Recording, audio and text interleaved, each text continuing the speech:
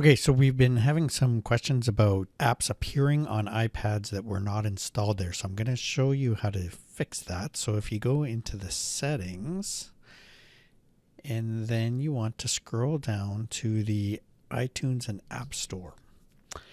So under there, you'll notice there are four things. So music, apps, books, and audios, and updates.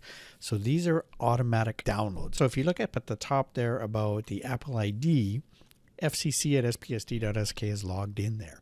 So that means any other iPads that are logged in with that same iTunes account, if I have all of these four things, if I have them all turned on, what that's going to do is if I install an app on one machine, it's going to automatically install it on the other machines that are logged in with that FCC. So for EAL, for example, if all of the division's EAL iPads are all signed in, and somebody somehow gets a hold of one and installs an inappropriate app, it will automatically install to the other apps, other iPads.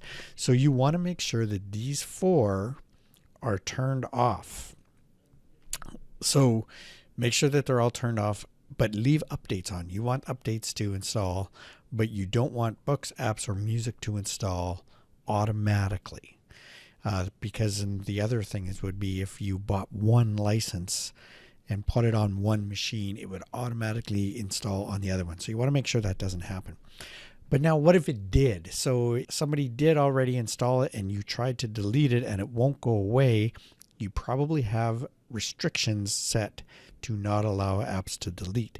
So in order to fix that, you'll want to go into the restrictions. Now, it's going to seem a little weird here, but it's in screen time. Now, if you don't have the latest version, you might not be there, in which case all you want to do is search for restrictions. So if you come in here and type in restrictions, it will bring you eventually to something that'll look similar to this. So this is on the latest version. So you want over here on the right hand side, you can see content and privacy restrictions. So if you go there, notice I've got all my restrictions turned off because this is a central office machine. But if I turn this on, then I can go through here. Under iTunes and App Store purchases, you can decide here if you want to allow apps to be installed, deleted, or any in-app purchases. So I would suggest probably turning most of this off. You normally want them not to be able to delete an app. But you can change that if you have the passcode, but you don't want students to be able to change that. So I would just turn that off, and probably likewise with installing.